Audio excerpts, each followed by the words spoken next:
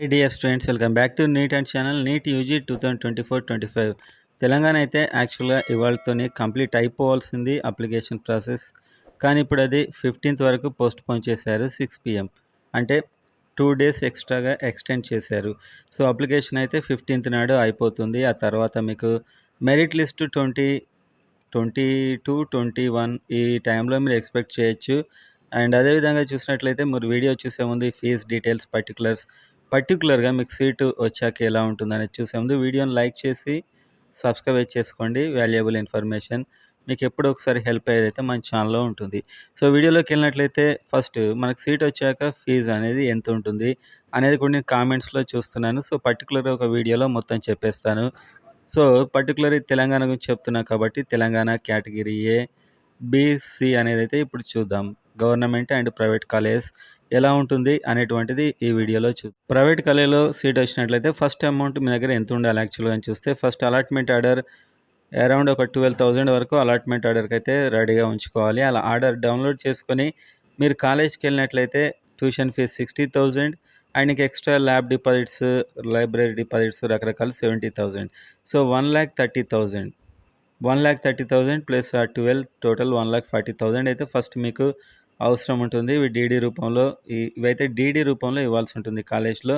And ఇంకా hostel అంతా కలిపి ఇంకొక 60,000 పైన వరకు ఆల్మోస్ట్ యావరేజ్గా ఉండే అవకాశం అయితే ఉంటుంది. టోటల్ ఒక 2 lakhs జస్ట్ ఫీజెస్ రూపంలో 2 lakhs అయితే డెఫినెట్గా మీకు నీడ్ అయితే ఉంటుంది. 2 lakhs పైనే అవుతుంది కానీ తక్కువ అయితే అయ్యే అవకాశాలు లేవు. అండ్ నెక్స్ట్ బి కేటగిరీ చూస్తే ఇక్కడ వీళ్ళకు ట్యూషన్ ఫీజే 13 lakhs బి కేటగిరీ. అండ్ ఈ ఎక్స్ట్రా ఫీజెస్ 70,000 నుంచి 1 lakh వరకు. అండ్ ఇంకా హాస్టల్ ఫీజు ఒక 60 నుంచి 1 lakh వరకు హాస్టల్ ఫీజు. అది దాని కంఫర్ట్ వాళ్ళు ఇచ్చే క్వాలిటీని బట్టి అది ఆధారపడి ఉంటుంది. సి కేటగిరీ అయితే 26 lakhs నుంచి 30 lakhs అండ్ ఇంకా ఎక్స్ట్రా ఫీజెస్ 70,000 అండ్ ఆ తర్వాత hostel fee extra. So hostel fee అనేది వేరియేషన్స్ ఉంటాయి కాలేజ్ని బట్టి. అండ్ నెక్స్ట్ మనం చూసినట్లయితే గవర్నమెంట్ కాలేజ్లో మీకు 12,000 వరకు అలాట్మెంట్ లెటర్ తీసుకోవడానికి వెబ్సైట్లో కట్టాల్సి ఉంటుంది.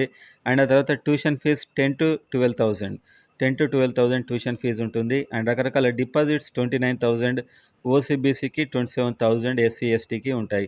సో టోటల్గా ఈ 29,000 ప్లస్ 50,000 వరకు ఇక్కడే అయిపోతుంది. అండ్ వీళ్ళకు కూడా హాస్టల్లో దాదాపు ఒక 70,000-80,000 అయ్యే అవకాశం అయితే ఉంటుంది హాస్టల్ ఫీజు.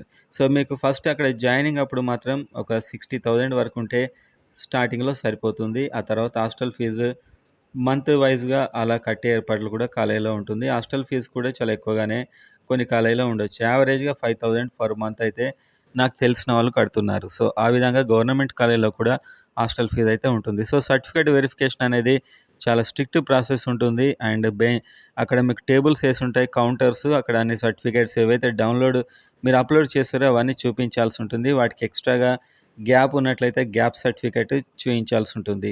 అండ్ ఆ తర్వాత బాండ్స్ ఉంటాయి. అండ్ సెక్యూరిటీ బాండ్ అంటే మేము కోర్స్ వచ్చాక వెళ్ళిపోమని చెప్పి బాండ్ పేపర్ మీద ఇది నోటరీ చేయించాల్సిన బాండ్ పేపర్ ఉంటుంది. అండ్ అదేవిధంగా కొన్ని షూరిటీస్ ఇవ్వాలి. మనం ఇచ్చిన ఇన్ఫర్మేషన్ అంతా కరెక్టే అని చెప్పి షూరిటీస్ ఎవరి దగ్గర అయితే పాన్ కార్డు ఉంటుందో వాళ్ళతోని సంతకాలు పెట్టించి ఈ 3 types ఒక 2 bonds and surety papers, 2 bonds and surety papers 2. So ఒక ఓవరాల్గా 4 సర్టిఫికేట్స్ అయితే మీరు ఇవ్వాల్సి ఉంటుంది. అండ్ ఫస్ట్ మీకు సీట్ రాగానే ఆ కాలేజ్ యొక్క వెబ్సైట్ తెలుసుకోండి ఎలాగైనా. సో డిస్క్రిప్షన్లో మన నెంబర్ ఉంటుంది. అక్కడ అవసరమైతే ఎవరికైనా సీట్ వచ్చిన తర్వాత కూడా డౌట్ ఉంటే నన్ను అడగండి, నేను చెప్తా ఆ వెబ్సైట్. మీరు గూగుల్లో కొట్టినా కూడా మీకు వచ్చే అవకాశం అయితే ఉంది.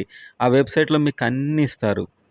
మీరు ఎంత డీడీ తీసుకోవాలి, మీరు ఏమేం బాండ్స్ పెట్టాలి అనేది ఆ వెబ్సైట్లో కంప్లీట్ ఇన్ఫర్మేషన్ ఫార్మాట్ ఉంటుంది. ఎందుకంటే నేను పోయినసారి చూశాను, వేరే ఫార్మాట్ వేరే కాలేజ్ బాండ్ పేపర్ ఇంకో కాలేజ్కి తీసుకెళ్తే అక్కడ రిజెక్ట్ చేసి మళ్ళీ చేయించారు.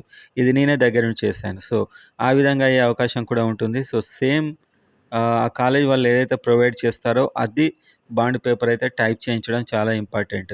ఎందుకంటే అక్కడికి వెళ్ళాక కొంచెం దూరంలో మీకు ఉంటే మళ్ళీ ఇంటికి వచ్చి మళ్ళీ అన్నీ చేయించుకొని వెళ్ళాల్సి ఉంటుంది. సో ఈ విధంగా నేను లాస్ట్ టైం చేయాల్సి వచ్చింది ఒకసారి కాబట్టి మీకు చెప్తున్నాను. ఆ వెబ్సైట్లో ఏదైతే ఫార్మాట్ ఇచ్చారో ఆ విధంగానే బాండ్స్ అండ్ సెక్యూరిటీ పేపర్స్ అయితే ఖచ్చితంగా డౌన్లోడ్ చేసుకొని వాటి మీద తగిన సంతకాలు పెట్టించుకొని వెళ్ళండి.